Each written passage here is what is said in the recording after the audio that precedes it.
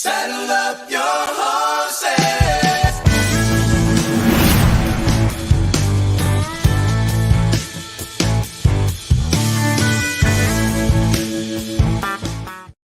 Pitter patter, let's get at her. It is another episode of the Mainly Broncos podcast, and we are excited. And I'm sure you at home or wherever you're watching and listening to the Mainly Broncos podcast, we are thankful that you all can be here. It is exciting. One of the biggest talking points, if you will, that we're going to be having today is we're going to go maybe a step further.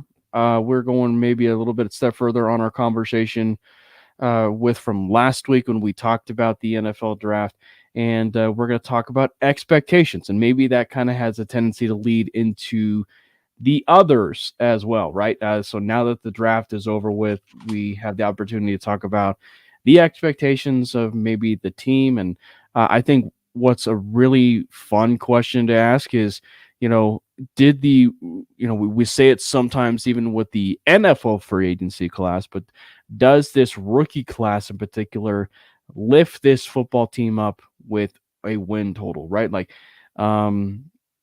does it change the win total necessarily for the Broncos moving forward? And so that's one of the key questions we'll certainly be asking. But before we dive into any of that, we want to make sure and remind you guys to make sure you click that subscribe button to the MHRT Network on YouTube, and make sure you follow both Brandon and I at Brandon Miller PO and Cameron Parker PO. Brandon, how are you doing, man? You look tired. Thank you. I don't know how to respond to that. Yeah, it's just been a busy day for me. I had like a 4-day weekend, which was super nice. But then, like, of course, whenever you have a 4-day weekend, you get back to work, and then it's just like feeling like I got hit by a train of work and stuff to do. So it was. I was not looking forward to it, but I had to do it. So that's probably what you're saying. But before we jump into obviously the other Denver sports team, I do have to just say congratulations to Nikola Jokic, because 3-time MVP ain't so bad. You were one stupid media member away from being back to back 4. But let's not get into that. Anyway, other than that, I'm good. And I am ready to get hurt again by rookie expectations. Also, it's at least worth. Okay, you mentioned it. It's probably worth getting the opportunity to talk about now. I was at that game. I was at game 2. Oh God! Look, if I wanted to watch something that disappointing, whether that was in person or on my television screen, I would have called up any game in the last 8 years from the Denver Broncos and just wanted to just watch something just completely be disappointing, versus the product that I saw on there. That was as pitiful a performance I think I've ever seen. Not just Denver Nuggets related, Avalanche related, which, by the way, it was leading up to that with the Colorado Avalanche, being down, 3 goals in like the first 7 minutes. And then all things ended up turning around for the Avalanche, and they once again come back and everything and win. But so disappointing. So disappointing. When Justin Holiday is your third leading scorer, you got problems. So the Denver Nuggets certainly have a lot of looking to do. And when I say looking, I mean looking inside themselves and really trying to, bring the series back, if you will. Past 3 games have been some of the worst turnovers I've ever seen. It's kind of disgusting. Like, this is not what happened to this team, because they just rolled over and died. Like, even in round 1, I know we won, but that was the most phoning it in playoff series that I've maybe ever seen. And we still won 4-1, which is kind of hilarious. Like, that's just how bad the Lakers are. But the Timberwolves are just another beast, and they're another animal, unironically. And yeah, I'm scared. If we can somehow score 107 points, though, we're good, because the Timberwolves scored exactly 106 points in the first 2 games, and they won both times. So we have to score 107. It's that simple. Math definitely is not hard there. Yeah, math is definitely not hard there. Yeah, but anyway, so yeah, the Colorado Avalanche still going strong. So there's at least one team I can continue to root for, and hopefully, I'm tired of not rooting for the Broncos in meaningful football games in the playoffs. So hopefully this changes that. But like you said, there is stuff to cheer about, certainly with the Denver Nuggets, and that being Nikola Jokic winning the MVP. And frankly, it might not stop Nikola. Oh my God. But Nikola Jokic winning the MVP award, and so all that means is now we are one step closer to a possible Nikola Jokic winning the MVP, and then Nathan McKinnon winning the Hart Trophy for best NHL player. We're one step closer for that to necessarily be a formality, and so we'll certainly see what's become of that. Shaq had his moment though. Did you see that? Did you see the Shaq interview that he did with Jokic, like right after he won? No, I didn't get a chance to see it. No. So it was like the 2024 version of the Kanye interrupted moment in 2009, where he basically is like giving Taylor Swift the album of the year or something. I don't know, some award, and he's like, I'm gonna let you finish, but Beyonce had one of the best music videos of all time or something, whatever that was. It is literally the 2024 NBA version of that, because he comes in and he's like, Shaq is like, hey man, I love you, but you know, I think SGA should have won MVP. Like, what is the point of that? Like, read the room, man. Shut up.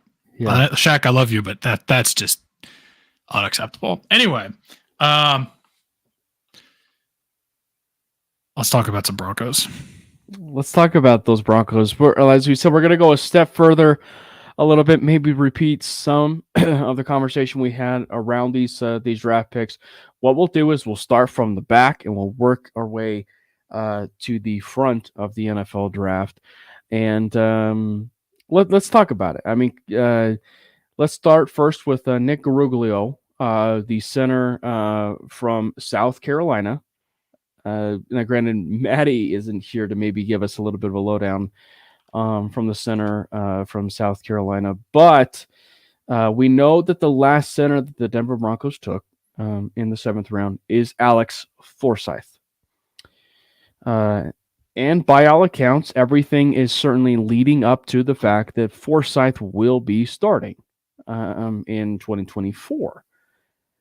But with it being a 7th round draft pick, there's at least some wiggle room for Garuglio to possibly be a center, maybe even be a starter, maybe for this Denver Broncos room, just based, maybe kind of like what it could happen in training camp. That might be a bit lofty, Brandon, but what are your expectations necessarily for a guy like Garuglio coming in?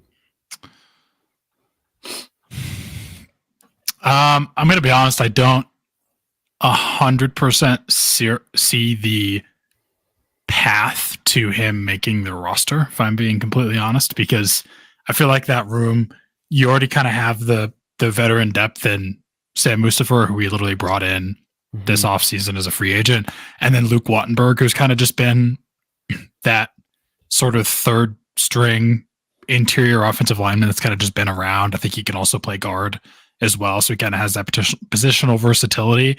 So I don't really see us carrying 4 centers with Forsyth Mustafa, Wattenberg, and Garuglio.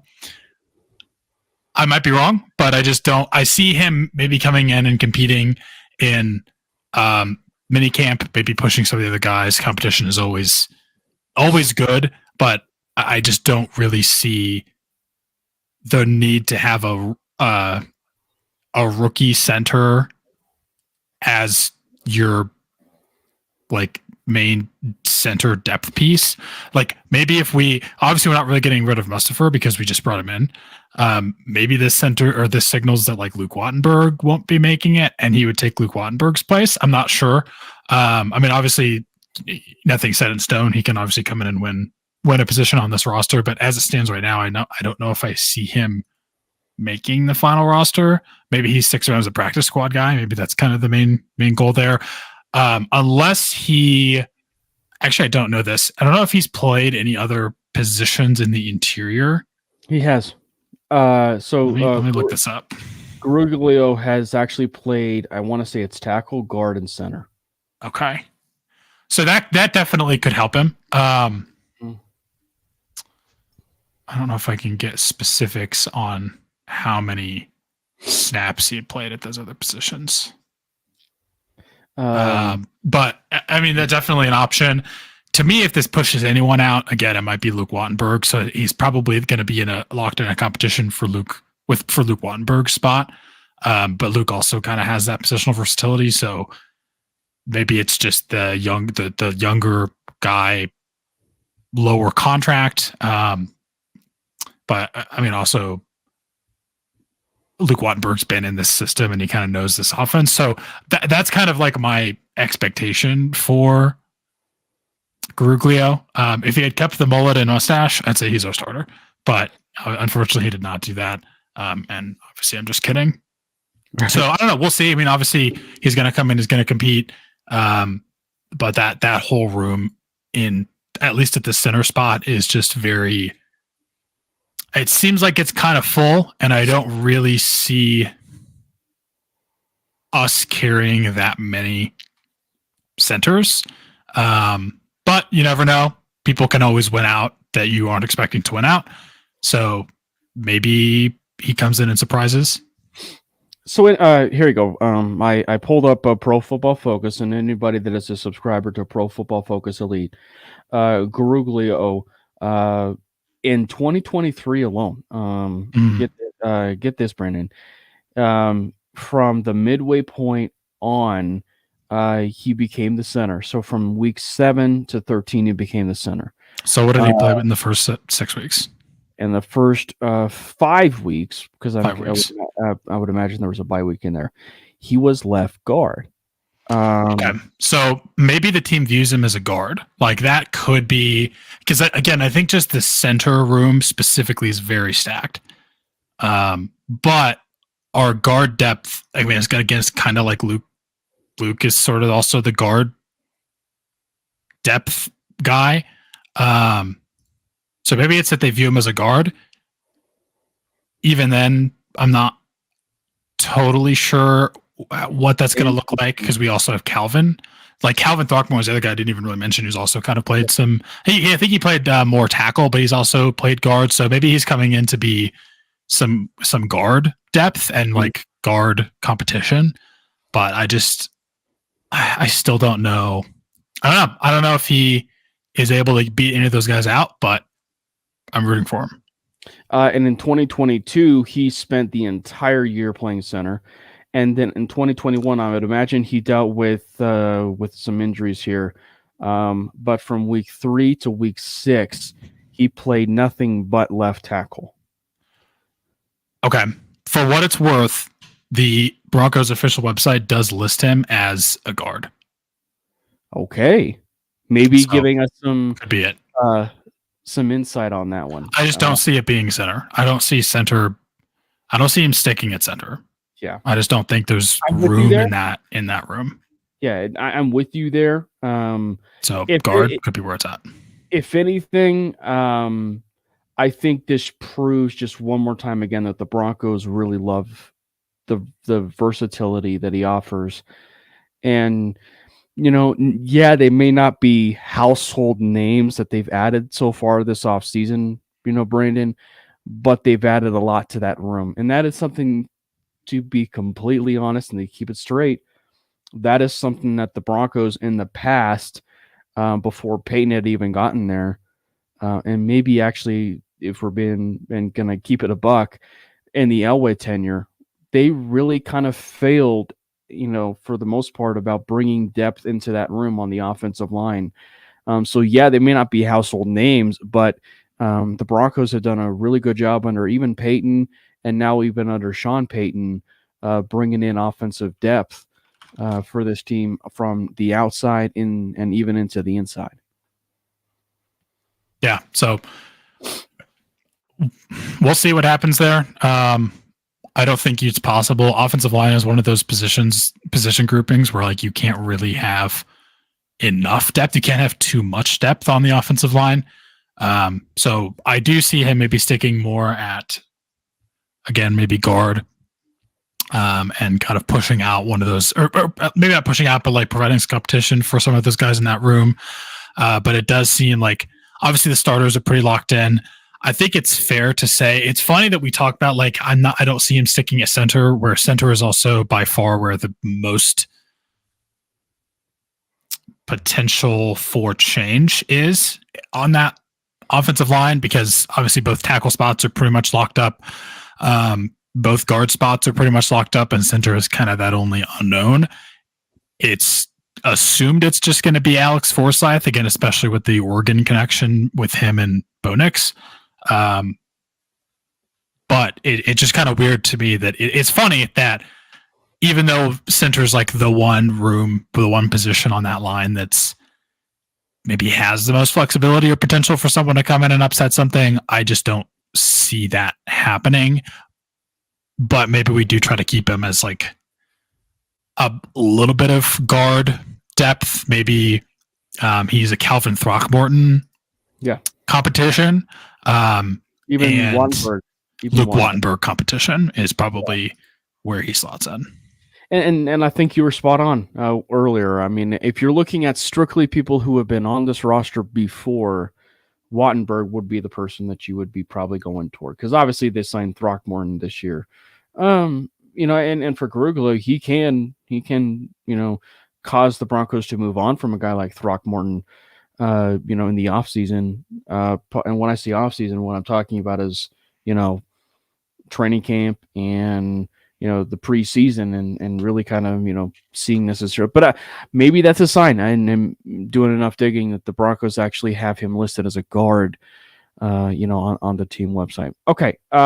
Moving forward, they are going out and signing, drafting Devon Vele from Utah, another wide receiver. And maybe the wide receiver, if you're being honest, is forgotten of this draft class. Vele, 6'5", 210 pounds. We didn't actually, what's kind of interesting here is we didn't necessarily take a deep bird dive on Vele.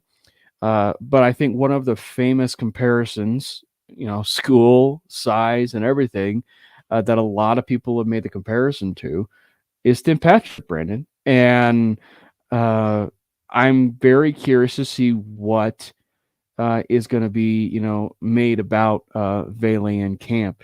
And I think that you're probably going to be looking at it in the vein of maybe there's some competition to be had for a big slot type of wide receiver. And that's been the conversation a little bit at times for a guy like Tim Patrick, right? If you think back to, last year, they really were hoping Patrick would have a much larger role with this football team. And a lot of people, maybe even Sean Payton, felt like he could have been the Michael Thomas of the Denver Broncos role, not Courtland Sutton, but Patrick.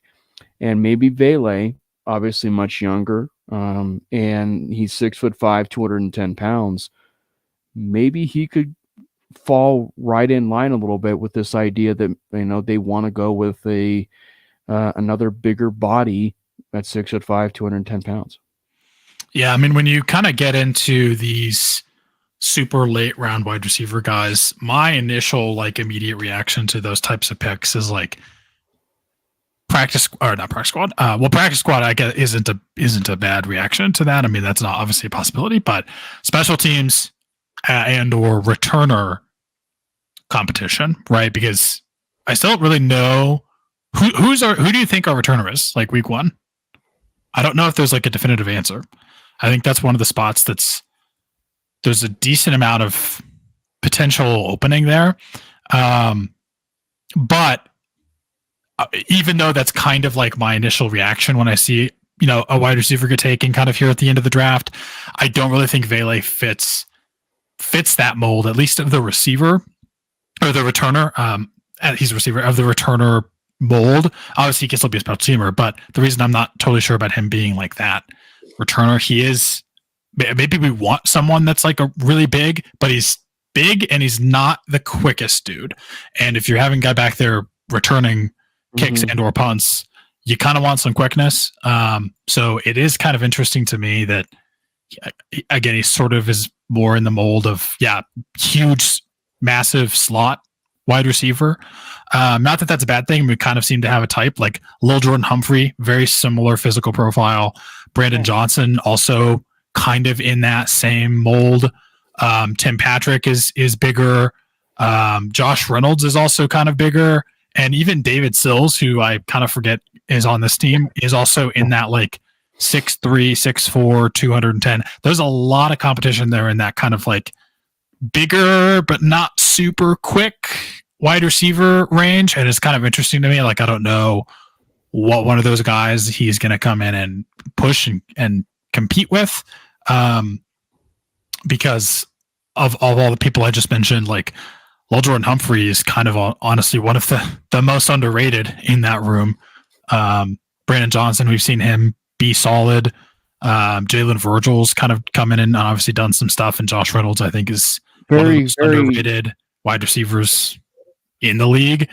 It's interesting to me when I see us take a guy with that physical profile at that size. Maybe they view him as a smaller tight end. I'm kidding. I don't think so. I think he's still too small for that. But it is just interesting to see who's already in that room and the kind of player that Vele is. I mean, special teams, obviously, maybe he's a practice squad guy. Another wide receiver that I actually continuously forget is somehow still on this team is Philip Dorsett, who is like 31. So maybe Philip Dorsett is not long for the NFL. Maybe he retires. Maybe we're trying to bolster that room in kind of preparation of losing him. Although he's again kind of a smaller. He's not really that kind of build that Vele is. So it's interesting. I don't really know exactly what the plan was. Obviously, they had a opponent that took him. Maybe it's just special teams. Maybe they want a big returner. I don't know, but he doesn't seem like he's quick enough for that. So that whenever I see, again, us take a player in that position, in that like area of the draft, that's kind of where my mind goes. But that's not really going to be the case, I don't think, for Vele. I think if you're looking at it and looking at it from the last two picks, Vele and Garuglio, I think you're probably looking at it from the standpoint of Vele is probably going to be your most likely one, at least of the two, I would imagine right now, that is destined to be a practice squad. But yeah, he very well might fall into the category of special teams, special plays, special players. To quote Sketch. Well, especially when you look at, I mean, maybe he's like Brandon Johnson. This is going to be his last year. Who's been again kind of low key solid. Lil Jordan Humphrey. I don't know what his contract situation is, but like obviously he's kind of in that same. Yeah, we had only signed him to a 1 year. We re-signed him to a 1 year deal 2 months ago. So he's kind of on his last year. So maybe they're just trying to beef up that room with those types of players in anticipation of losing one of these guys that's kind of on their final legs. But both of those players, Brandon Johnson and Lil Jordan Humphrey, are also like pretty young still and have obviously shown more than Vele does. So maybe he has a chance to show out, but I agree. Probably special teams, practice squad, most likely. Okay, and then after Vele, now we start getting a bit meaty. We get a little bit meaty and we start talking about some of these players and possibly a little bit more of their role moving forward, Brandon. And the very next pick is one that very well might be a starter at some point in the near future for the Denver Broncos, and that would be certainly a Brandon Miller fan favorite. This would be my favorite pick in the draft, and that would be Audric Estime. Audric Estime obviously is making this roster. Audric Estime might be, I'm not going to say our starter and imply it's like he's the go-to bell cow guy, because I feel like this is going to be running back by committee kind of system. But Audric Estime, at the very least, he might come in and be your immediate goal line back, especially just given with Javonte. It's kind of funny because, we, again, similar to what we just talked about with Vele, we have three now very similar physical type running backs in Javonte Williams, Audric Estime, and why am I forgetting his name for some reason? Samaje Perine. Took me a second. Samaje Perine.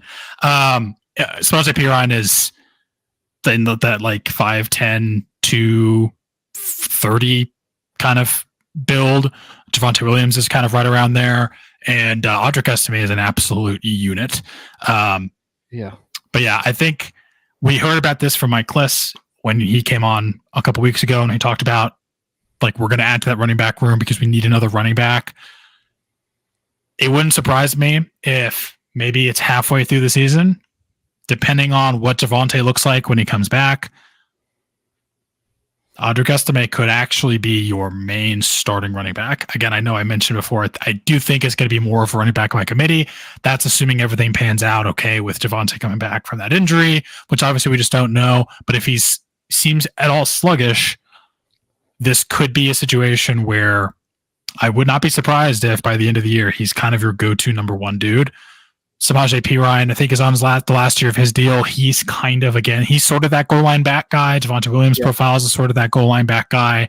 I think Audric Estime has better vision than Javonte Williams does, so he might push Javonte for like goal line work, and it's like him and Samaje are kind of the two, and Samaje is maybe like your receiving back. It's really interesting to me. I don't know exactly how they're going to use this, but I'm excited to see it, and I'm curious on how it's going to work. He's also only 20 years old. Like, this dude is young. He has a lot on the tires still, and he really is a unit. I am, like, if I was a defensive player, I'd be terrified trying to tackle this man. What I wouldn't give to be 20 years old and look like that. Like, dude must like wake up in the morning and drink like 12.5 eggs or something. Like, it's insane. But he definitely is. He's not fast. He's faster than he looks, though. Like, you watch him play, and he's not slow by any means, but he's also just like not. He's a bruiser. He's not a speedster.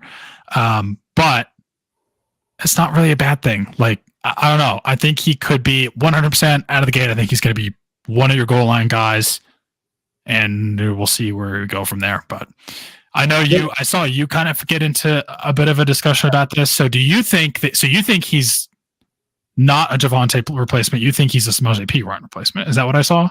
Yeah. I mean, I think it's very simple to look at it from Javonte Williams and Samaje Perine's perspective, simply looking at the contract, right? Because both Javonte and Perine are both in contract years.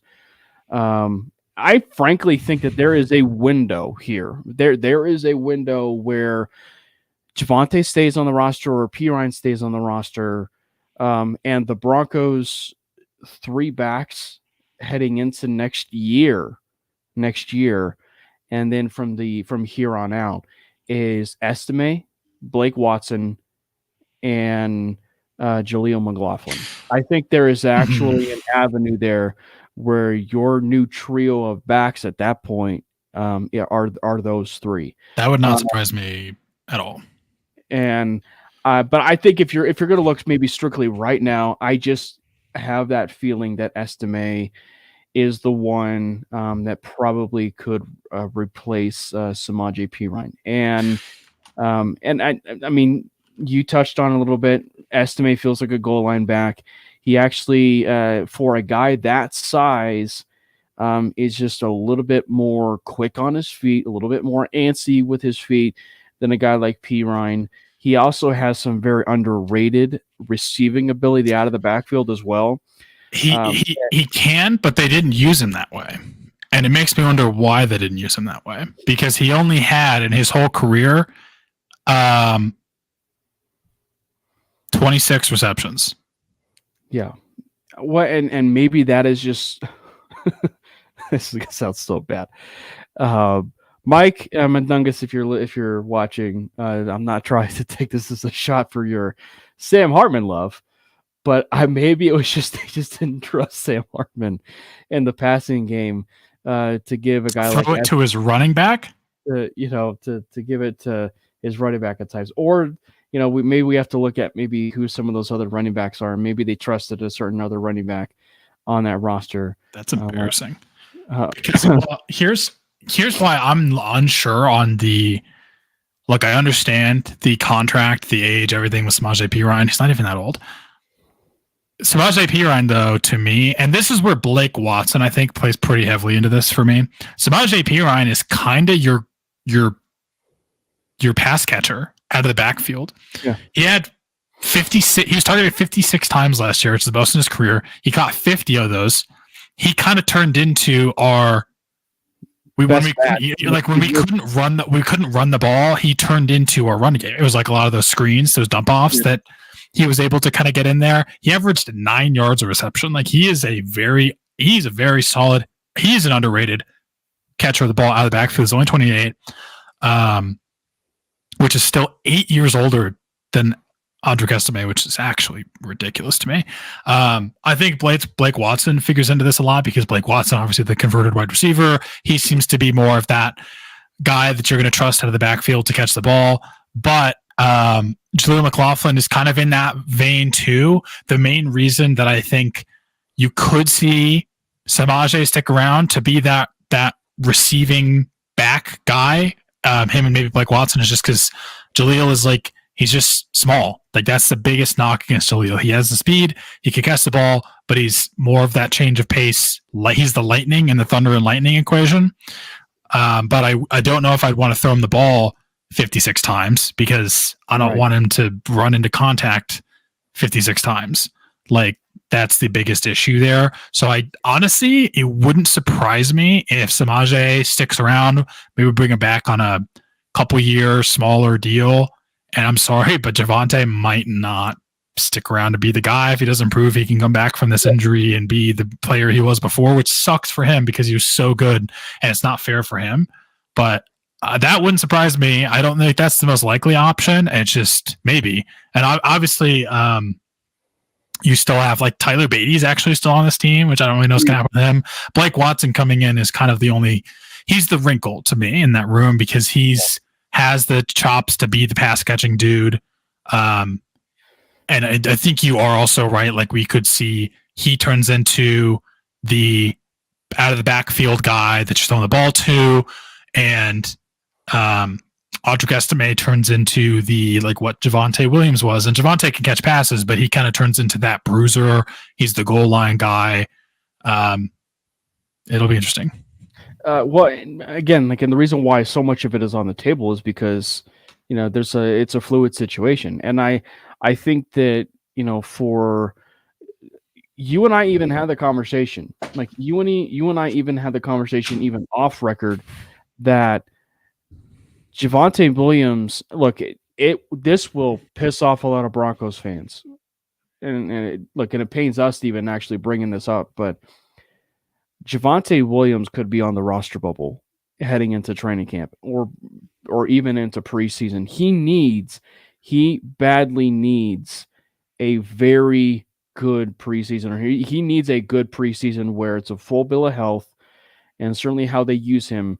they need a good year from Javonte. And even then, if they don't get it, from that midway point, and they do keep a guy like a P. Ryan over Javonte, it's because Javonte just was never that same running back, post injury, right?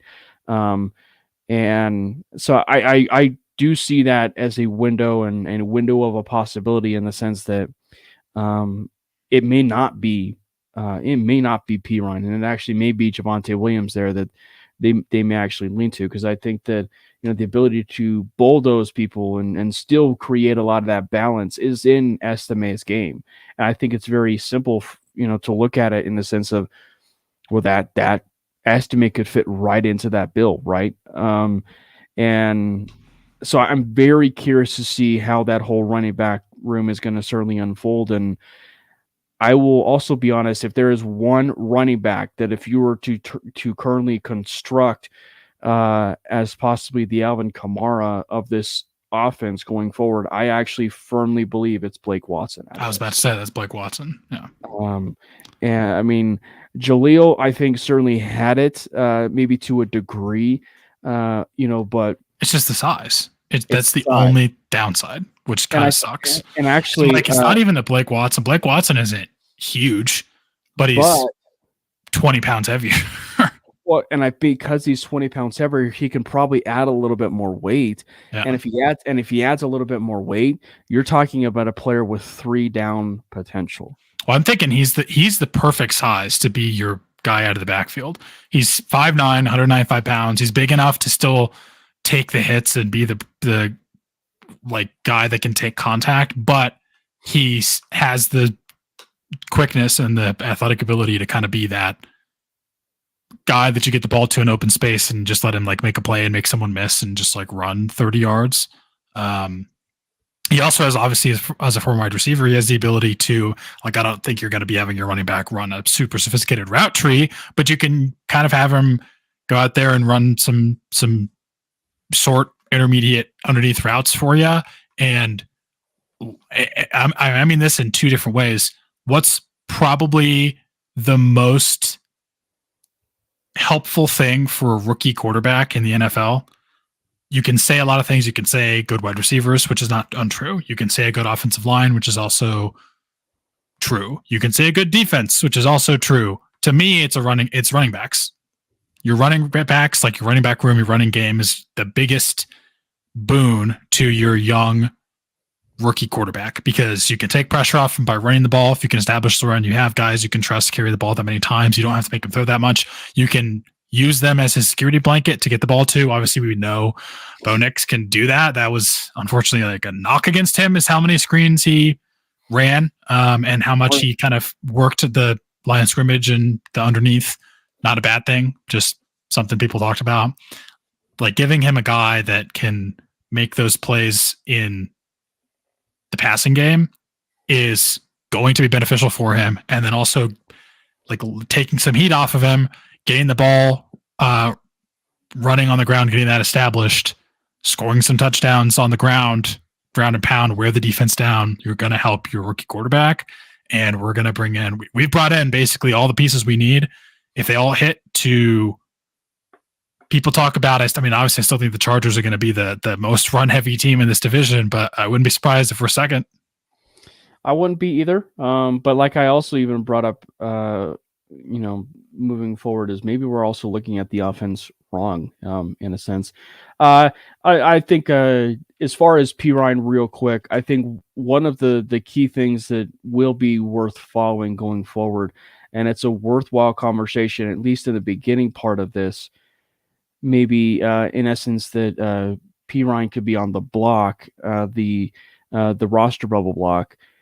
Was P. Ryan just simply an advantage for Russell Wilson? Like, was P. Ryan just maybe the biggest proponents of that Russell Wilson-led offense? Right? Oh, yeah. P. Ryan was the quick pass guy that is just going to get open because it's one read.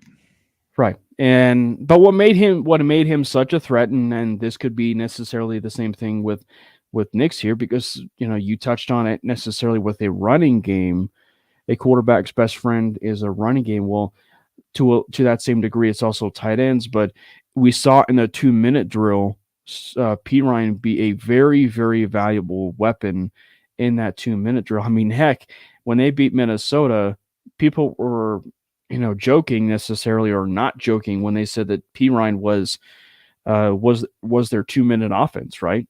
For like a better part of like 2 or 3 games. Like he was the 2-minute offense. So he definitely brought a lot of that,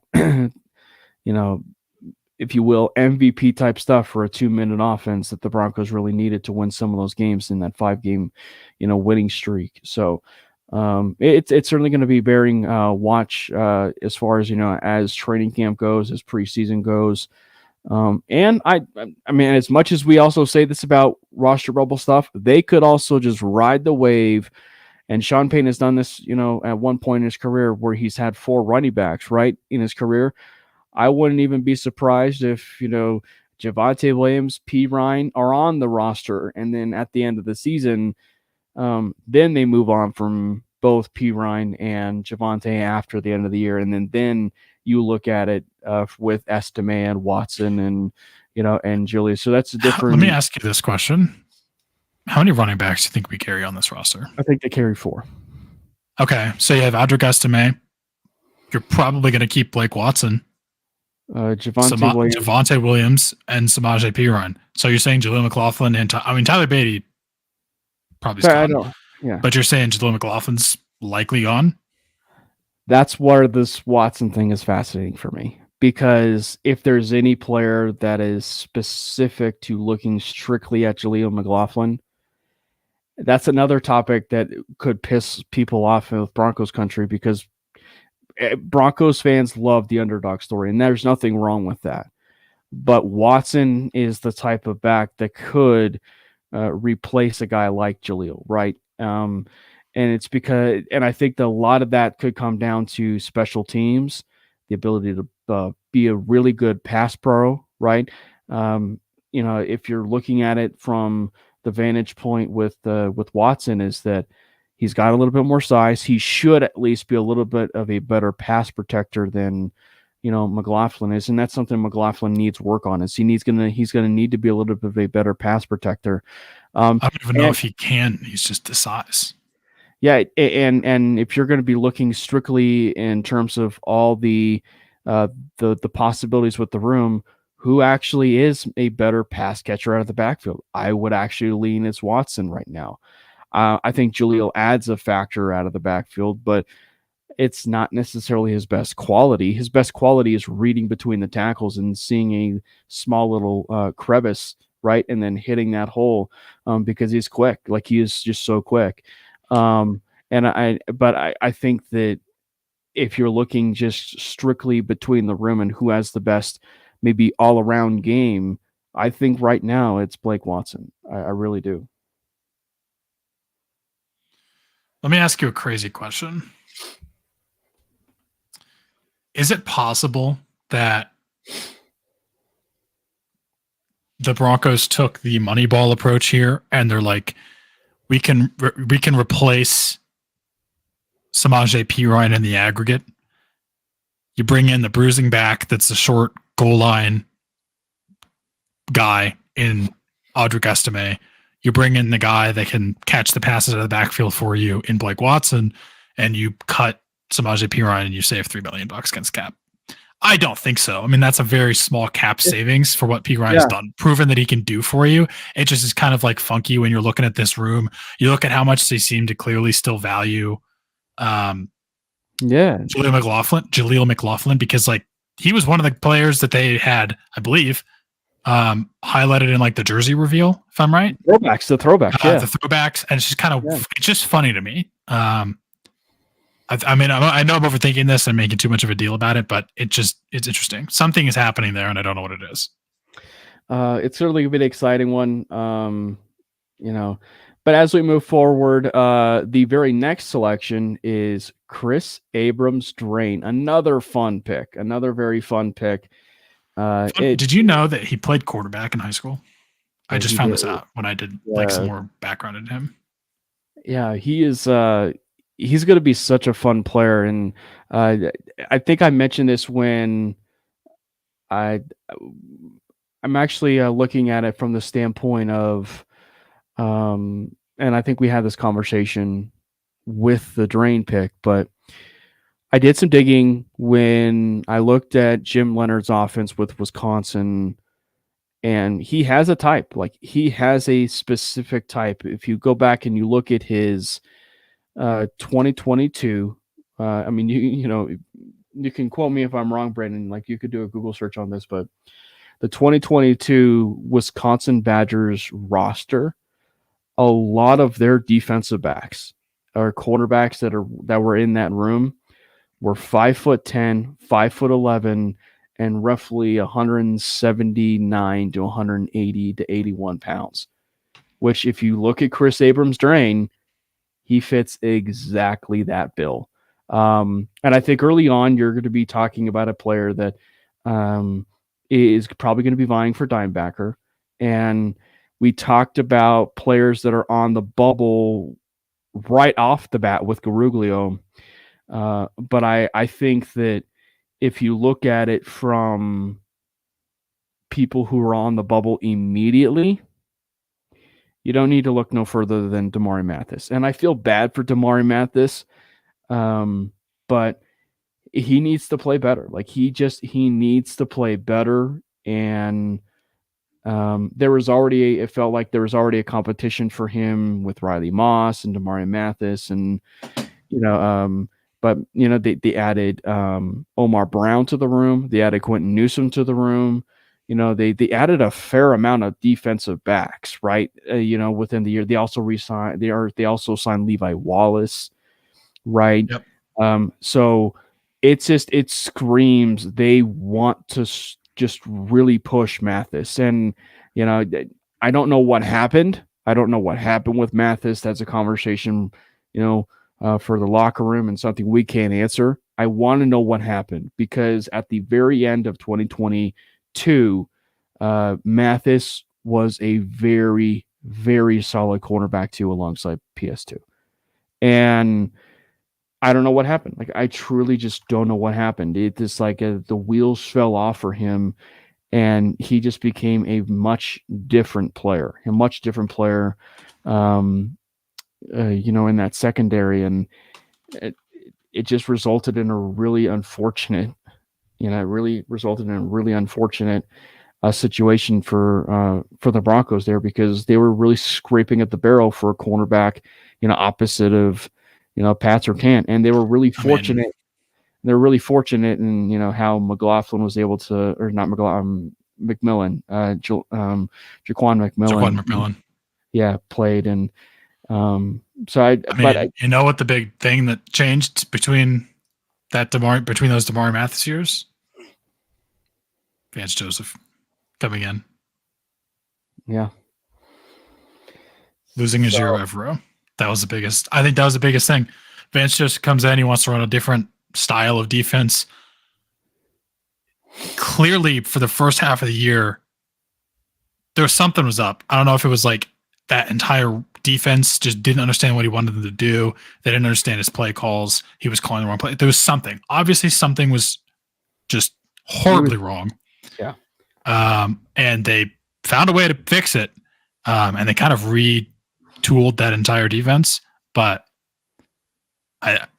unfortunately, I think it might have to do with the change in defensive coordinator, the change in defensive philosophy, and that just kind of caused Damari Mathis to kind of fall off the face of the earth a little bit. And I wouldn't be surprised if, maybe we cut him. Maybe he doesn't make the roster. I don't know. It sucks. Maybe he goes to the practice squad. When he came out of Pitt, he was a very solid cornerback. I was really excited about him. He looked good there his rookie year, and then he just kind of didn't. Yeah. But as far as where this falls in line with Drain, he gives you a lot of flexibility. I feel like he gives you a lot of flexibility. Maybe not so much at safety, but a player that could operate on the outside and inside. But I think that if you're going to be talking about what his responsibilities are, with the secondary and with the defense as a whole. Gage and I talked about this on 50-80, and actually it was Gage who brought it up. I envision him being a dime backer. I envision him being like that fourth or fifth corner. He's too small to be your constant outside guy. Yeah. And I mean, and let's be honest, those types of players get rather significant time. I mean, significant time at least. Not saying that it's like rookie of the year conversation or whatever. Not saying that ample of play time and size and everything, but just enough that it's a valuable piece that you need to have in your secondary. But I will say, if there's one or a couple things that I really have enjoyed about watching a guy like Drain, is that, yeah, he may be 180, Brandon, but that guy has a lot of fight in him. Like, he is a very physical corner for being 180. And granted, I think you have to be when you're 180 and you're kind of roughly that size, because you want to make sure that you are the biggest, toughest dude on the planet, with that kind of size, because you're going to be going up against, players that are 6'2", 6'3", possibly 225, right?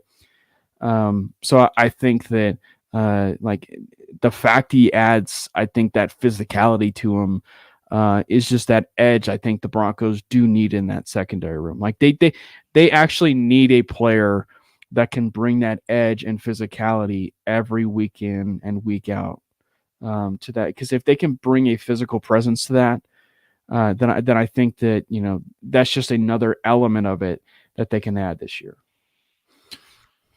The other guy who's kind of in the doghouse to me a little bit in that room, maybe in the doghouse isn't the right term, but I don't know what the deal is with Riley Moss. It seems like he barely earned any playing time in his rookie year. You don't like Jokic? Why so serious? Obviously, he's incredibly talented. He's an athletic freak, but it just seems kind of funky to me that they didn't find a way to use him and use that talent and use that athleticism in that secondary as a rookie. And ironically, that might come back down to Vance Joseph just seeming to not know how to use those kinds of players, as evidenced by his time in Arizona. But I'm not saying I think Riley Moss is like on the roster bubble by any means. Like of the two of them, Damari Mathis is by far more on the roster bubble than Riley Moss. But it just seems weird to me. Like I don't know where he fits here. Obviously, he has the size to be maybe kind of your outside guy, but he has the athleticism to also be sort of that dime player in the secondary. You also signed Levi Wallace, who also seems to kind of be that your outside guy. Traymon Smith is still in that room, and he's kind of solid as depth. He's also like a big 6 foot, 190-pound corner. So it's kind of just, I don't know. I don't know where this kind of like is leading to, but maybe we're going to see some 6 DB sets, and Abrams James is going to be out there as kind of like a roamer. He played some snaps at safety in college. Maybe they use him a little bit there. Like, I don't know. He seems to maybe be sort of a moving chess piece. Listen, I wasn't solely kidding when I said that the Denver Broncos had Cooper DeJean at home.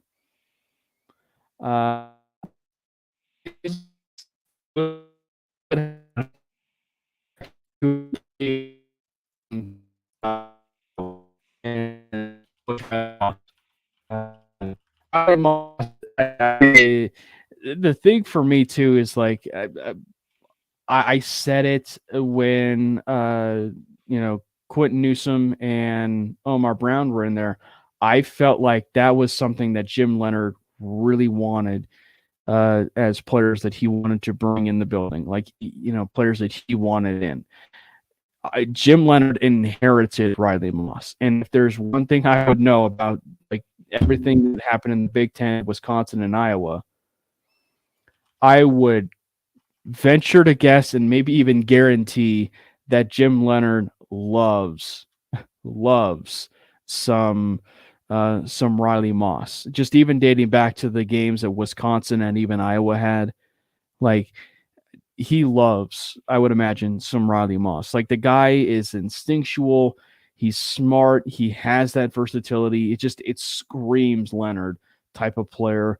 And so I would at least envision some something for him in this defense. What it could be, if it's in something that's in the realm of like a 6 DBs, a package where maybe we're looking at it in the likelihood of the Broncos will have a lot of flexibility in their safety room with guys like Brandon Jones and PJ Locke and Caden Stearns, right?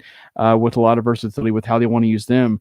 Riley Moss could end up being possibly your X factor of how you want to use, him, because you have McMillan, who at least is capable to play outside, but we all know he's arguably an all-pro talent already as a slot corner. So that I think that you have Riley Moss, who could possibly be a player that you could play outside or roam a little bit, into that safety, package, if you will. So I think that, Moss's instincts and just his overall smarts, between the ears, I think is really going to, win, I think, a lot of fans over. And actually, the very few opportunities he had on the field, he was like that close to getting his first interception. I'm trying to remember the game, but the pass was like, almost to the ground. He dove for it, and he was just that close to getting his interception. So he's always also around the football. Like, I don't know. There's just something there with him that I'm very curious to see. And I mean, again, if you circle back to even some of the press conferences going back to the combine, right? And you read, and listen to what was said. George Payton even said that they envision guys like Alex Forsyth, Drew Sanders, and Riley Moss as starters for this team. And we know it's a fluid situation. Things can certainly change because, a month or a couple months later, they ended up signing Levi Wallace. But I like his overall potential that, and ceiling that he can give that secondary. I just wonder at what point, like, is this Vance Joseph's final act as our defensive coordinator? Like, to me, he has to come in with a plan to make sure that we don't start the year like we started the year last year. And even if he does that, like, I just don't know if I see a scenario where Jim Leonard isn't our defensive coordinator like next year. Yeah. So it'll be interesting. I mean, I think Chris Abrams-Drain, again, you can't corner one of those positions. Again, you can't, like, offensive line can't have too much depth. Right. Solid corner, might be a bit undersized, but I think you can use him a lot on the interior. And as much as I love McMillan, I don't think you can, like, it can't hurt to have some depth at that nickel corner spot. Maybe you even, again, try to find a way to, with what we've done at safety and kind of the need that we have in that room, kind of try to move away from that and just have more corners on the field. I don't know, but it'll be fun. All right. I would want to go to this next pick, but in also the vein of the Broncos' first pick, and we're already talking about defense, let's talk about Jonah Ellis.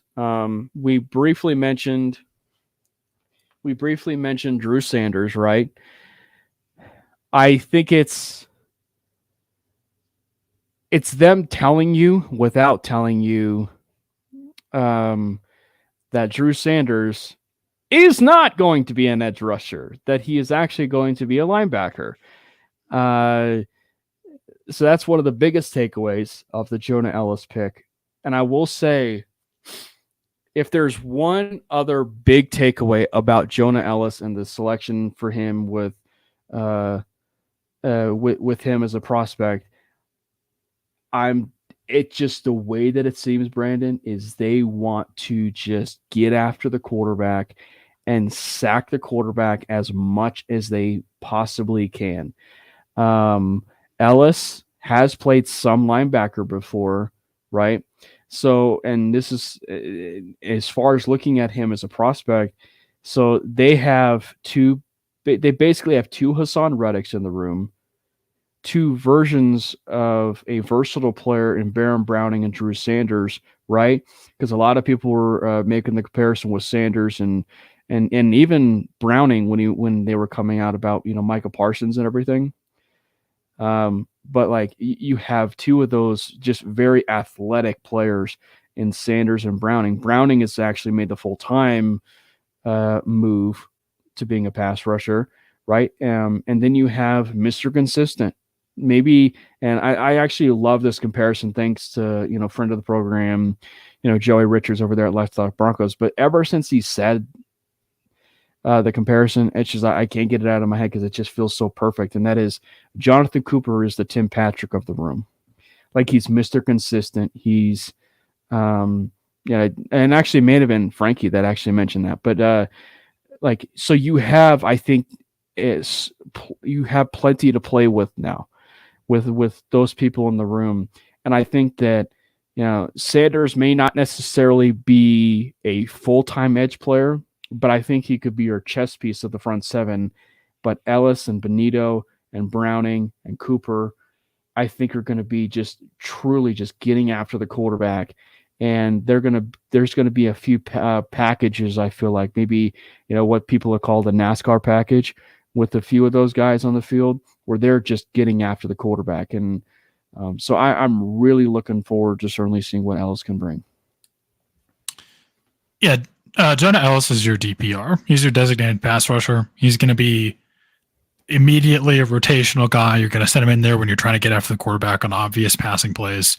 And look, some people, and Mike actually is kind of already getting into that.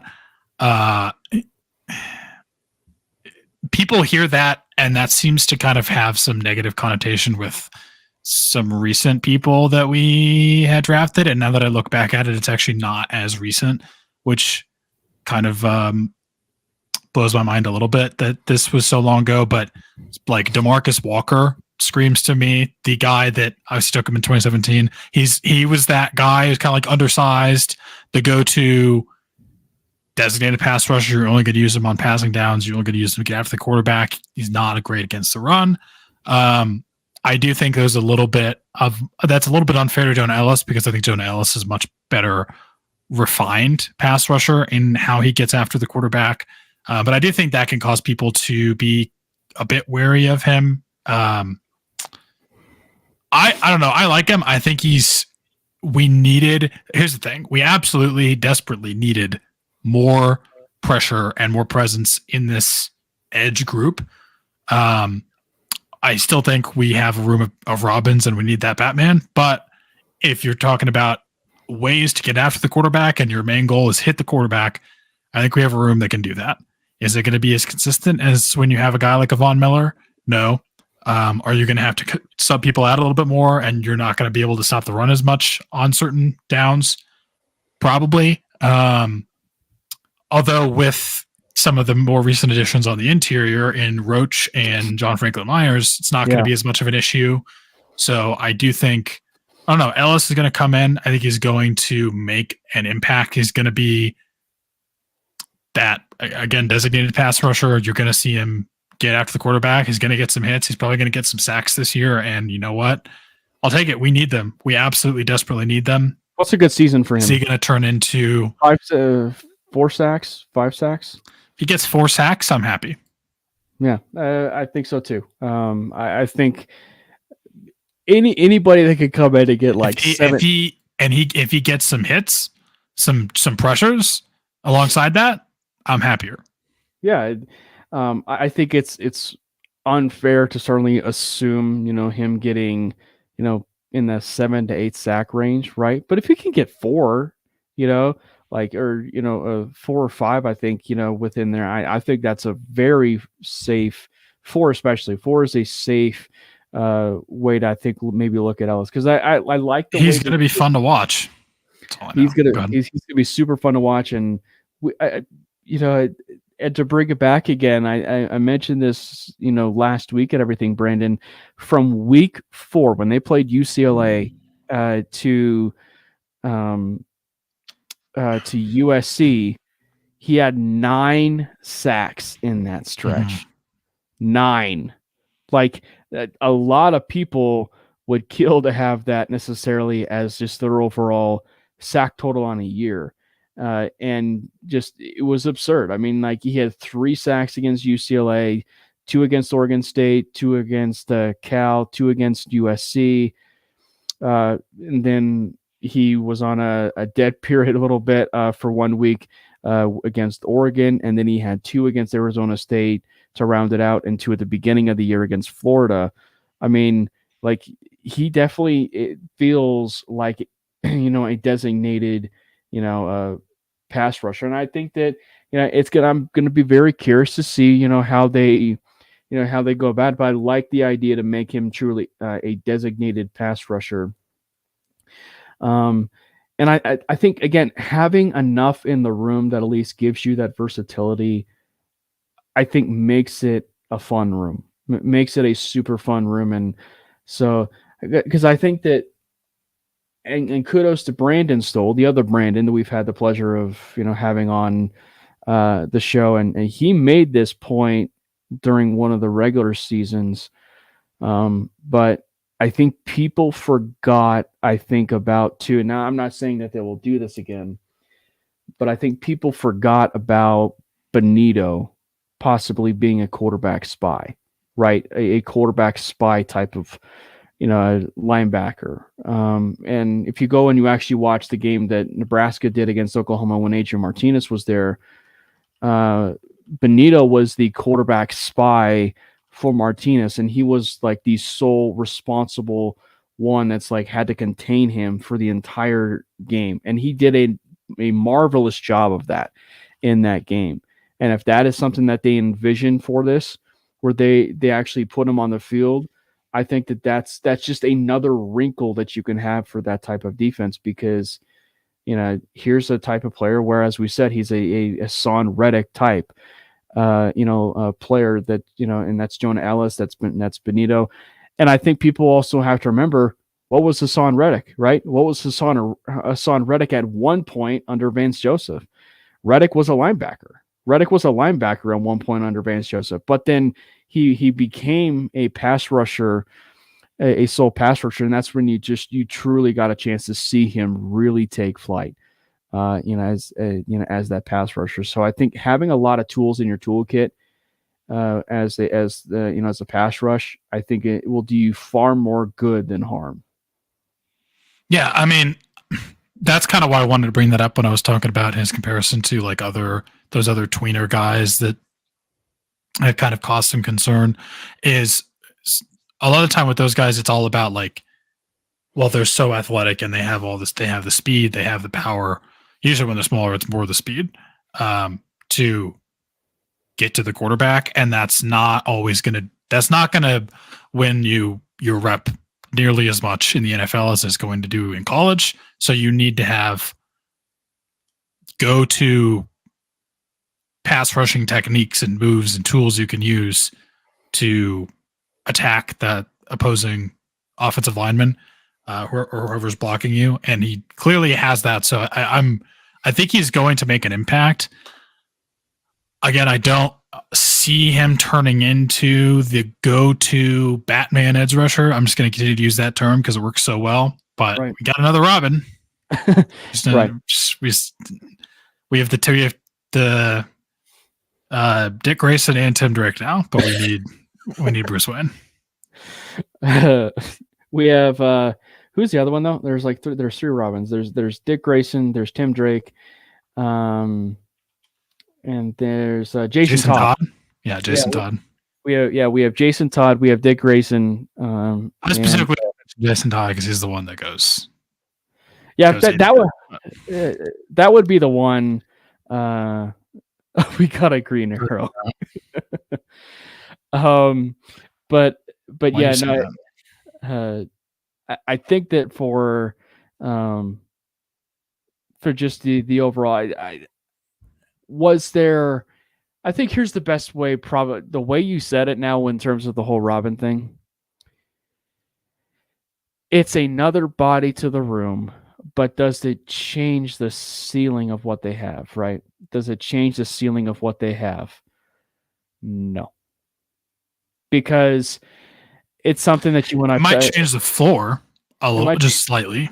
But yeah. It doesn't change the ceiling, and that is a conversation you and I have had numerous times, because what was the position even in the first round, and that's not to get into what we'll talk about in terms of pairing the first pick with the other pick of the fourth round to round our evaluations and everything, but the Broncos really need a Batman in that edge room.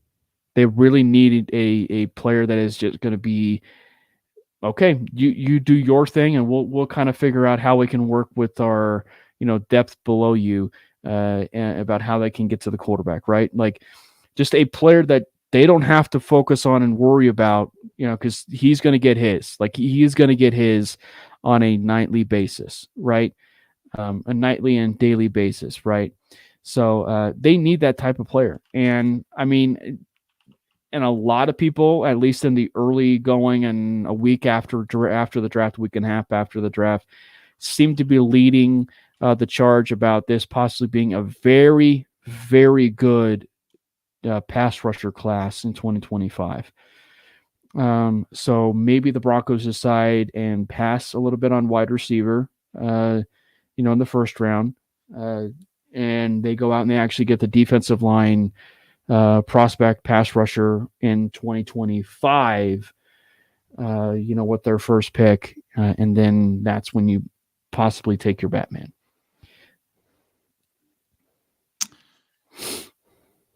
We'll see.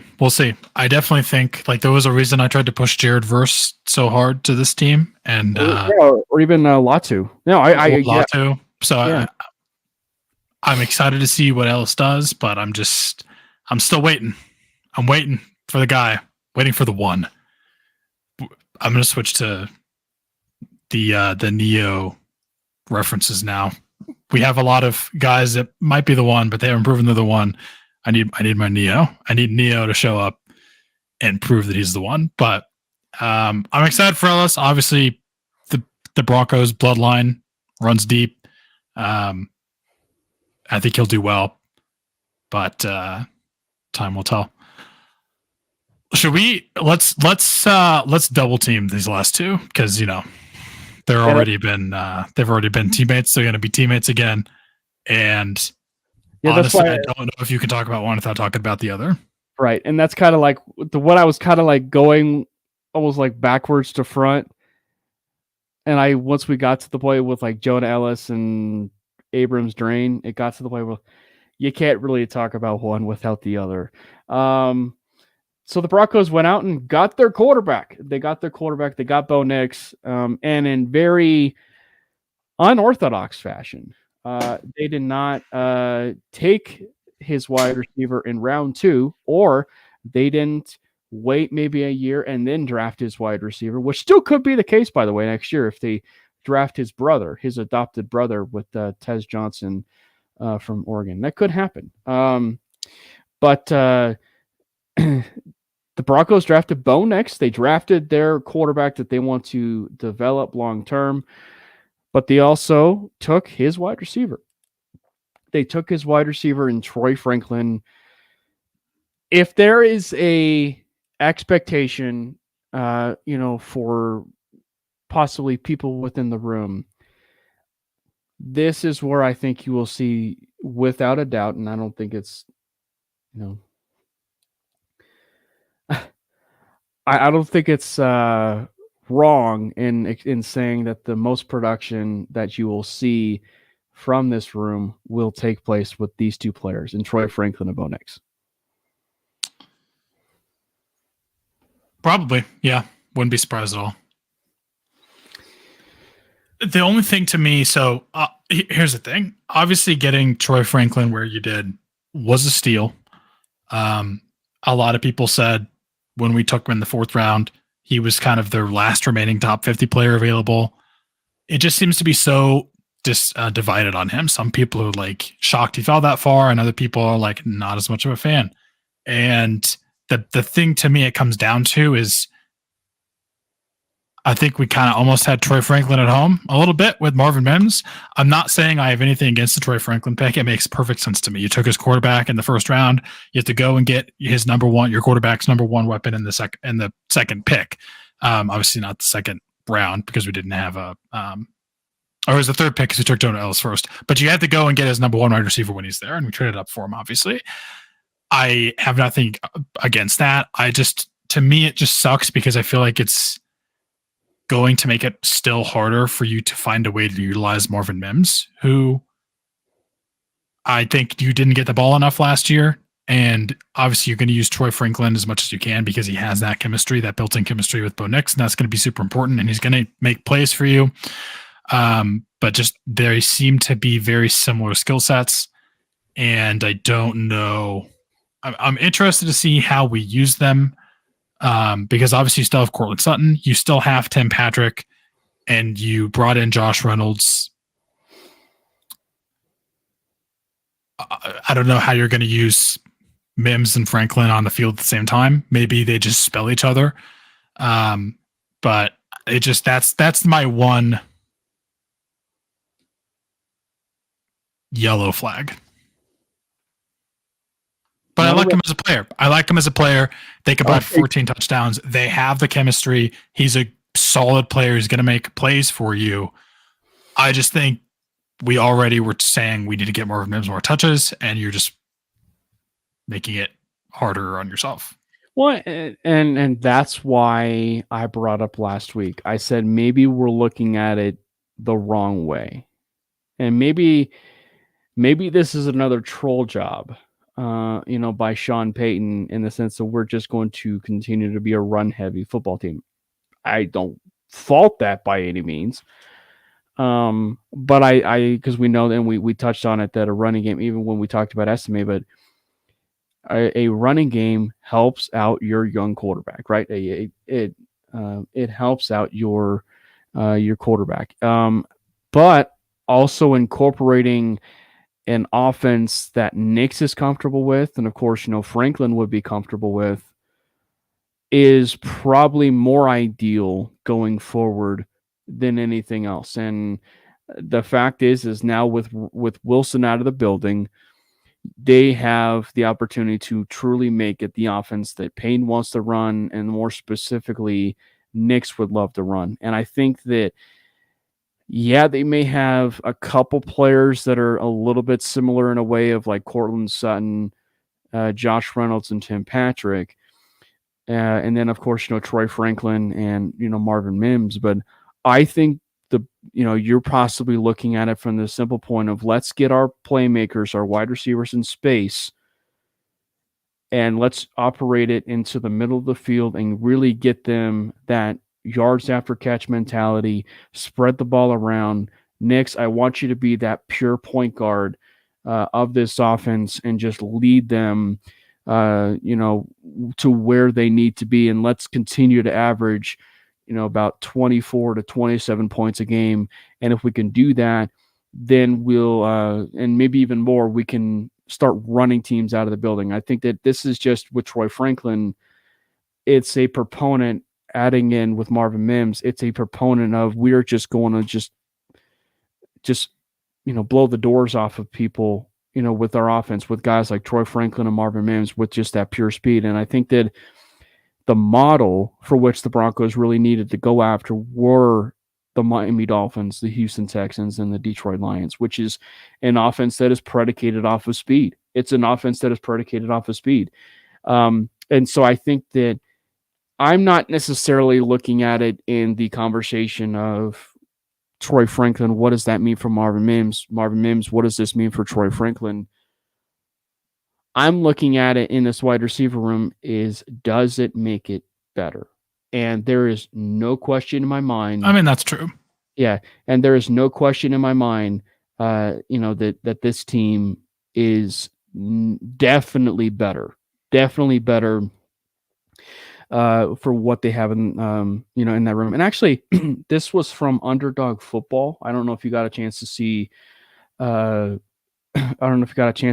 show that they did a while back with Troy Franklin, but they posted a stat Underdog. It was by Hayden Winks. It's PPR, points per game adjusted for age. It's basically age adjusted production, right? The top four wide receivers. Actually, I'll go top 5 wide receivers. The top 5 wide receivers based on age adjusted production. I'll start from the bottom. Brian Thomas, Rome Odunze, Marvin Harrison Jr., Troy Franklin, and Malik Neighbors.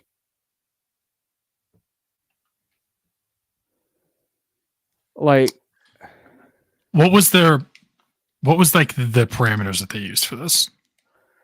I think what it is like when he gets the ball, he's rather productive. And I think that's the thing. Like, why was it age adjusted though? That's what I'm curious about.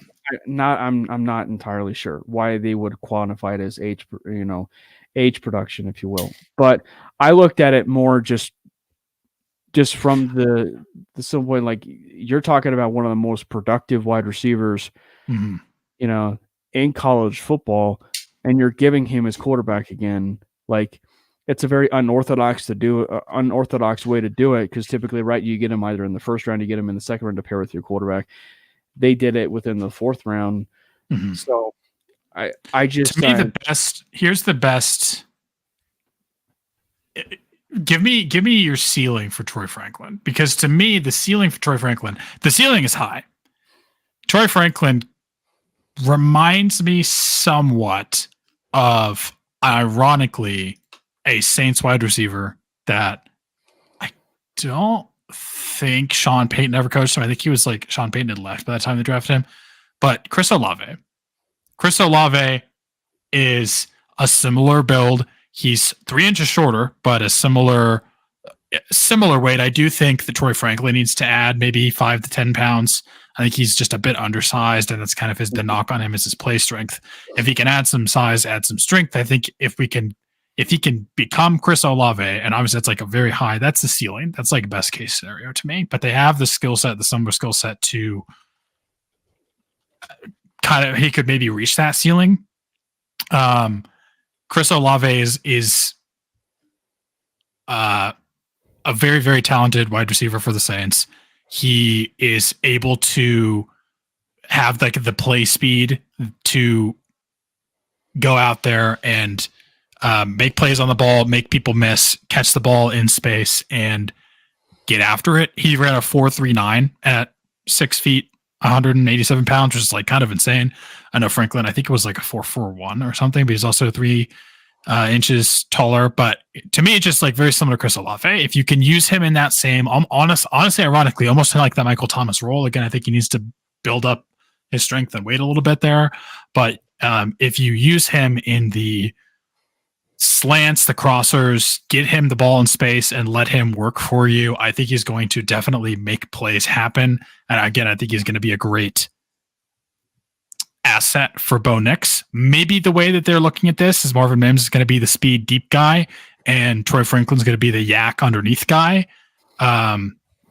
I mean, you can find a way to, like, obviously Sean Payton has forgotten more about football than I'll ever know in my life, and he's going to find a way to make this work. So that was just my initial concern, but I like Troy Franklin. I think he's a good player. I still think he was a steal for where we took him. I think his connection with Bo Nix is something that can't be overemphasized enough, and it's going to only help this team, and it's only going to help Bo Nix come to the NFL and make that transition easier for him, because he already has a guy that he's can trust and that knows how the other thinks and other plays. So it's definitely I love the pick. I love the pick. That was just my initial gut reaction, was just like, what do you do to use both of these guys at once? And Sean Payton's going to find a way to do it. But that was just, I couldn't help thinking about it. But if he can, again, reach that, he profiles similar to Chris Olave. I'm not saying he is Chris Olave, but Chris Olave is a very, very, very talented wide receiver for the Saints. He's pretty much the wide receiver one. If you can kind of fit that same similar role, you're going to get a guy who can score. He can score double-digit touchdowns for you. Don't know if he's going to do it his rookie year, but he can. So, if he just needs to get a bit stronger. Let me lead with this. I like this comparison from the simple point of production. Pro Football Focus compared Franklin to Christian Watson. Really? I did not see that. Yeah.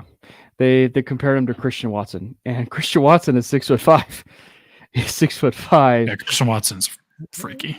Yeah. And he's a tick above 200, right?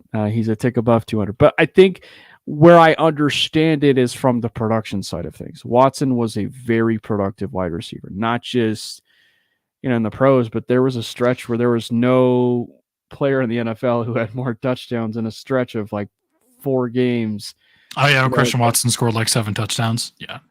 Yeah, where he scored so many touchdowns and ended up like leading the league in touchdowns and everything. I think so. Let me say this. I think his floor is a very famous comparison that's also been thrown around. Floor, mind you. I think his floor is Chosen Anderson. Robbie Chosen Anderson. And that's a very popular comparison, for what it could be, looking like and everything. As far as his ceiling, I think that it's not. It's because the other person I was going to label into his floor a little bit was Trey Palmer, like and that'd be like almost a little bit worse to a degree, maybe like a Chosen Anderson, or maybe better. But like, because I think that Palmer's misunderstood too with how he is as a route runner, how he is as surge, as the pure speed, and how he, and he's so quick off of his release. That's Franklin, right? That is Franklin. But I think that for Franklin, if you're looking at it from his ceiling, like I think Chris Olave probably is his best ceiling. And I think that if he can be able to be a little, if he can attack the catch point a little bit better, I think he can. But I think that I think if he can just add about 15 more pounds, like that's probably my best case. If he can add about 50 more pounds and not lose any of his speed, I think you're going to talk about him definitely, truly as a second round pick, or what he should have been. And actually, I firmly believe, though, I do firmly believe that he will outplay his draft stock with the Broncos. Like I firmly believe he will outplay his draft stock. He should never have been a 4th round pick. I think that's not in question to me. That's obvious. Yeah. Yeah. And I also think his route running is a bit misunderstood. I think people just assume that he's not really a good route runner and, that he's a vertical guy. I think it had more to do with Oregon's offense and spreading the ball around and having it be Franklin being the deep threat. I think he can absolutely do it. I think, and frankly, we talked a little bit about it, how the Broncos offense, I think maybe we're reading a little bit too much into it. I think because one of the big staples of the Sean Payton offense, right, are those crossers in the middle of the field. I think you will see a lot of crossers now from Marvin Mims and Troy Franklin, much to what we were able to see with Marvin Mims, right, where they were able to get him wide open on a few plays in the season where he was just wide open and he was just had green grass in front of him. I think you'll see that, a few times with Mims and Troy Franklin, in 2024, that I think it's just going to be really beautiful football as far as like what you're going to be able to see scripted. So, well, let's loop Bo Nix into this a little bit, because one other thing that I did notice, and I was waiting until we got to Bo Nix to kind of bring this up, but it does fit with Troy Franklin, obviously, is I also saw this on PFF, which kind of blew my mind. Obviously, one of the biggest knocks against Bo Nix is like his very screen game oriented offense, which ironically, what's funny? I see people talk about that all the time. You know who else people kind of used that against coming out of college? Justin Herbert, when he came out of Oregon. Mm-hmm. Same thing. Like Justin Herbert obviously has the arm to make any possible throw you could imagine. Top 5 arm strength in the NFL, maybe even top 3. But that was something that was used against him, and it's not that player's fault, and it's not Bo Nix's fault. But the reason I bring this up is and the thing that kind of blew my mind. So Bo's average depth of target when he was just on average targeting, no matter what player it is, anyone on the team, his average depth of target was 6.9 yards, which I believe was the lowest in college football. It was pretty low. When he was targeting Franklin, his average depth of target was 13 yards. Yeah.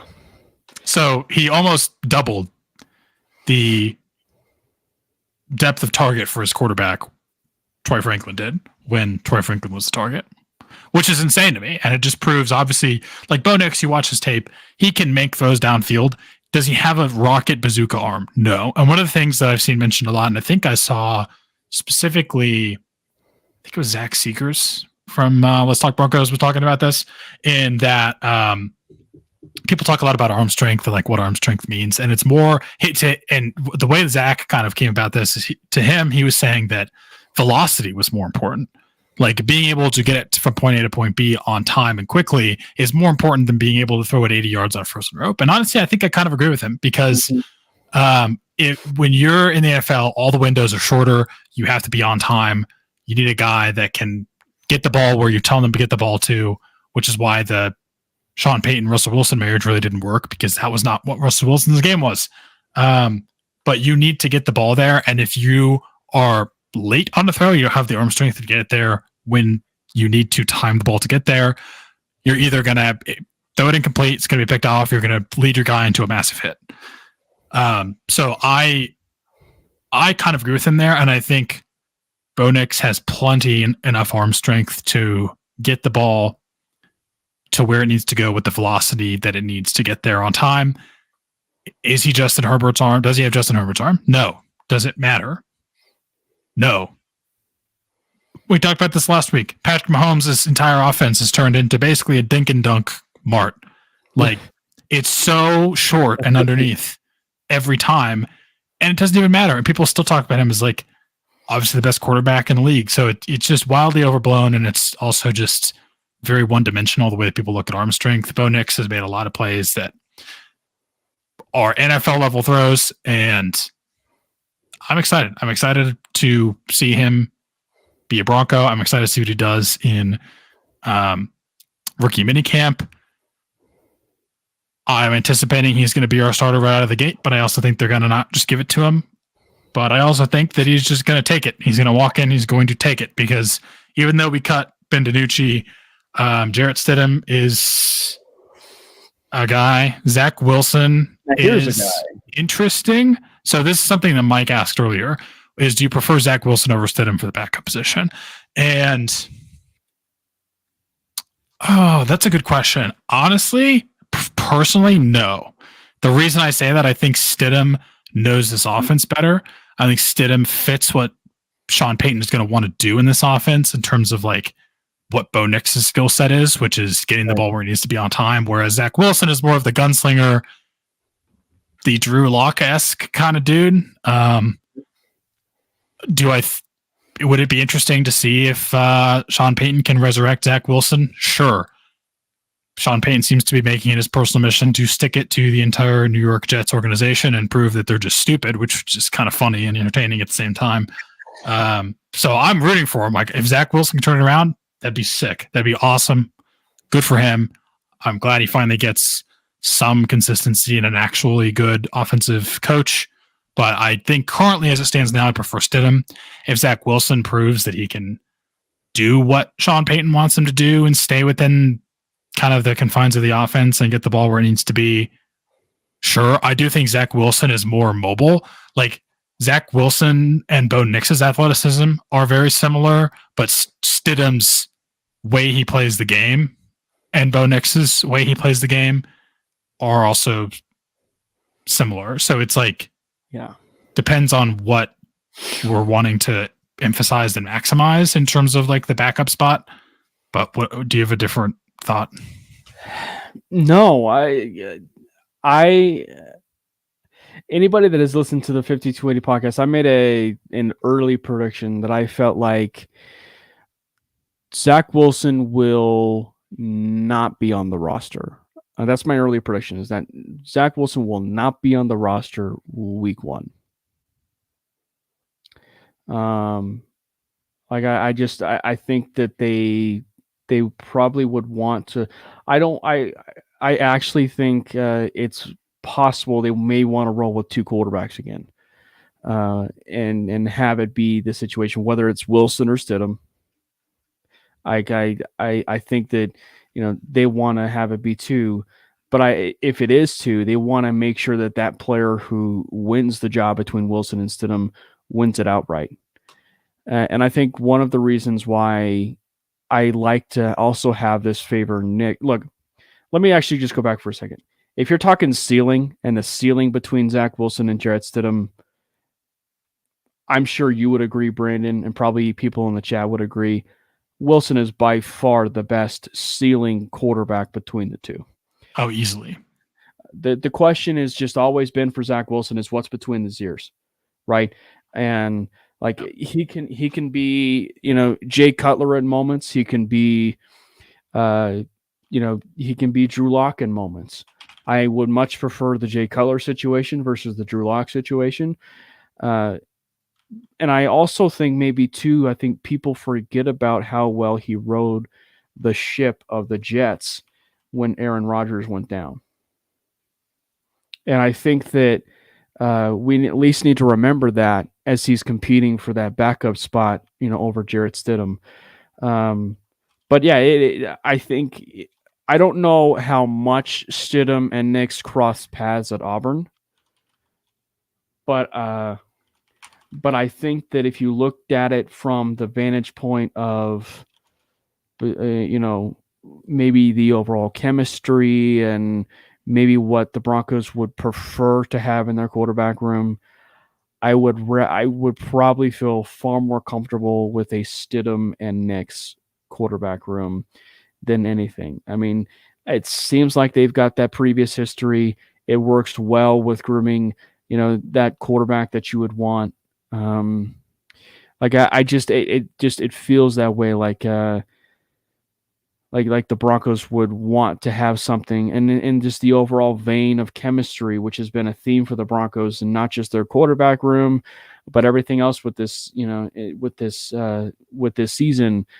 It seems like that would be a much more palpable situation, and maybe it's a case where you actually keep Zach. Maybe you do roll with 3.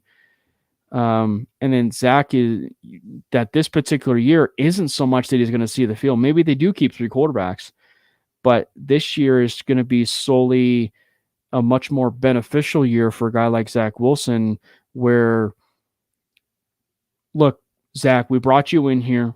I want you to just be a sponge. I want you to be a sponge in the room, and I want you to absorb as much as you can, this year, being with the Broncos and being a quarterback of the Broncos. You're not going to start.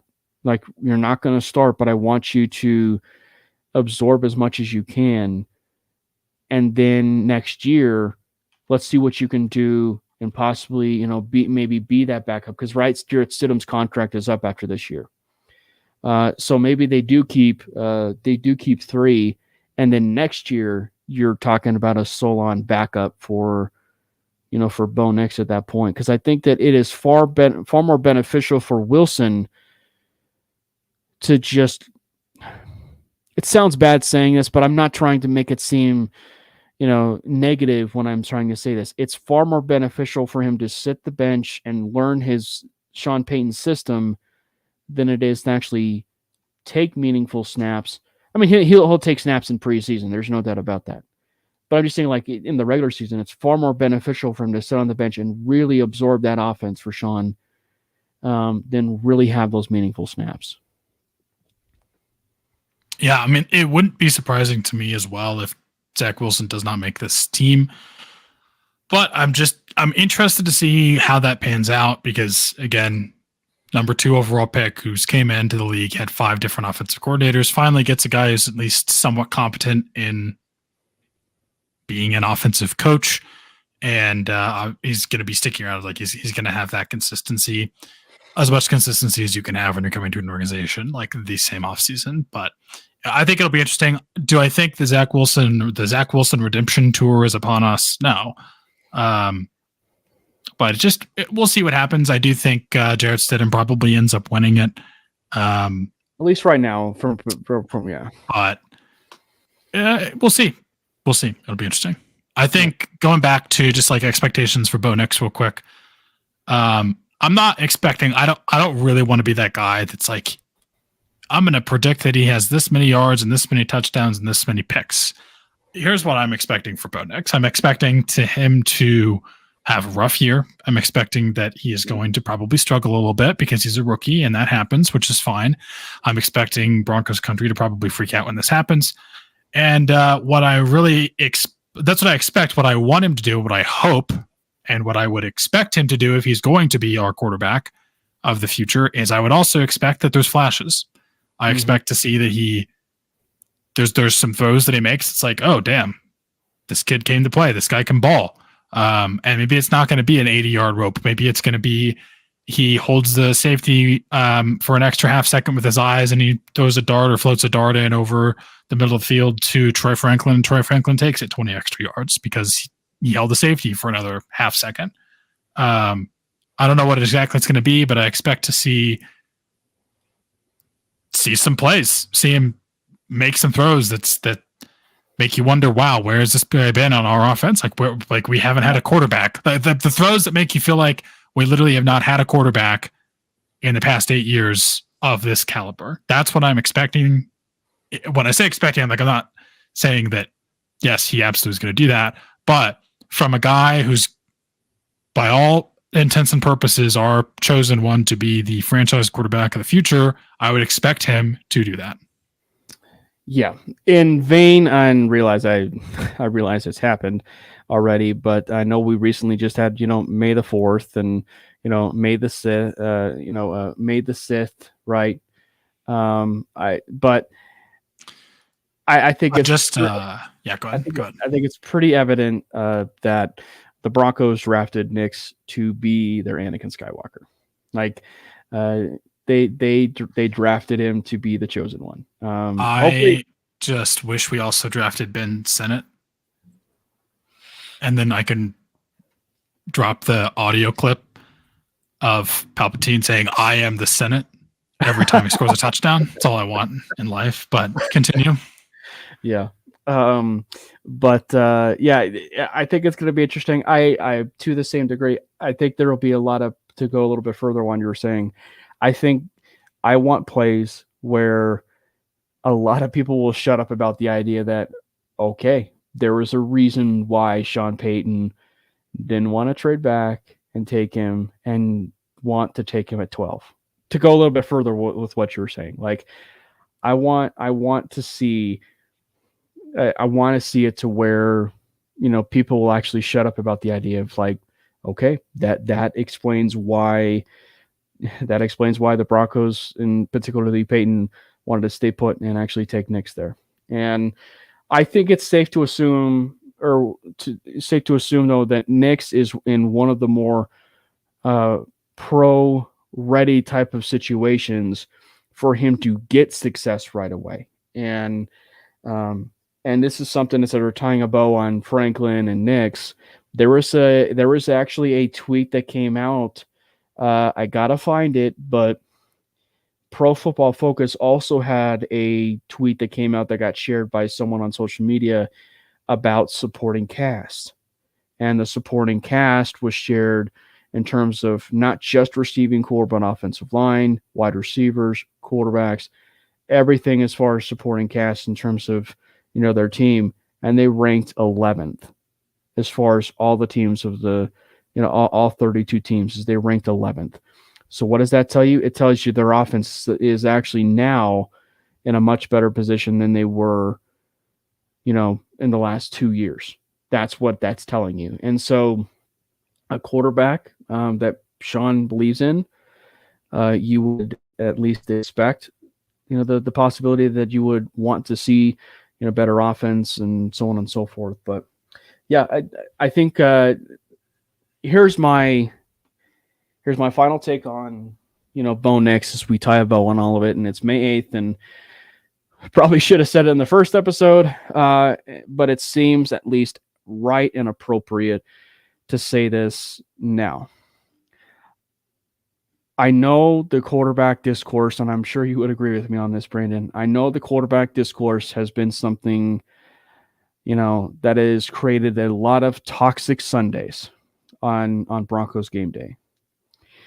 But with Bo Nix now in the building and him being, as we said, the chosen one, I ask Broncos country and the entire fan base to be patient with Nix. Be patient with Nix. There will be lumps and there will be growing pains with Nix. It'll be a bumpy and gravel road, but we just have to trust of what we are certainly seeing. And I think that if we can be able to do that and critique the bad, I'm not saying, we do not critique the bad. I'm saying we keep it about as objective as possible when evaluating that quarterback position. If we can be able to do that, then we'll be a much more enjoyable time on Broncos game days, and it'll be a much more enjoyable time, finally evaluating a quarterback and finally evaluating a quarterback with the head coach that is at the very least going to be here for the long haul, it seems. So let's enjoy the ride. And let's also take it upon ourselves about looking at it a little bit more objectively than subjectively. Louder for the people in the back. All right. We are, but one thing is for certain that both Brandon and myself are Bo leavers. Corey, I did get a chance to see you. What's up, buddy? That probably sums it up right there. The Broncos got their future quarterback, volume 26. Hopefully, in this volume, it's the last chapter. Like it's the last chapter. And then for sure, Sean Payton, right? For sure, Sean Payton can actually say, we no longer have any more, quarterbacks that are on that list, right? Because there was a famous picture that was rolling around with, all the names and stuff of all the quarterbacks the Broncos have had. We finally can have a name that's not going to end up being crossed off on the jersey, so we could finally, hopefully say that, with Nix in the building. I want to thank everybody for hopping into the chat. Corey, it was really good to see it just at the end of this, man. I hope you're well. Hope you and the family are well. Biggie Bronco, good to see you, pal. Michael, good job on those rankings on social media that you posted, by the way. Absolutely love the fact that Ryan Edwards was voted number 1. And I see Ray in the building. Any final thoughts as we finish? I think here's the funniest thing for you and I. We tell ourselves it's going to be an hour, and it's 45 minutes later. We just can't shut up about the Denver Broncos, I guess. Like we get on these certain, topics, I guess, and we can't. Part of it is my fault because I opened with the Nuggets, and yeah. Well, yeah. But it's all good. And any final thoughts though before we finish off? I'm ready for more Broncos football. Please, I need it. I'm tired of nothing happening. So 2 days, rookie minicamp. Let's go. Let's vote. Rookie minicamp begins May 10th to May 12th. Which is in 2 days, which blows my mind. Which, by the way, Broncos country, we will get numbers.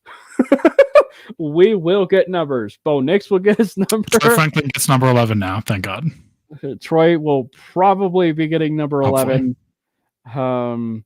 Although I wouldn't hate the idea of if Traymon Smith was cut and he took number 1. Anyway, but I hope you guys have all enjoyed the show. Make sure, as we said at the top of the beginning of the show, subscribe to the MHRT Network over on YouTube. Follow Brandon over there on social media or X, right? At Brandon Miller PO. Follow myself on social as well at Cameron Parker PO. And make sure you follow the show handle at Mainly Broncos. It has been an unbelievable show. we want to thank you guys again for hopping on, and we wish you guys a rest of the night, and go Broncos. Fast lane when I pass in the street, bag of money in the passenger seat. Simcoe's been asking for me on the road from the west to the east. Way up, I might never come down, cause the coast racking up the flight miles.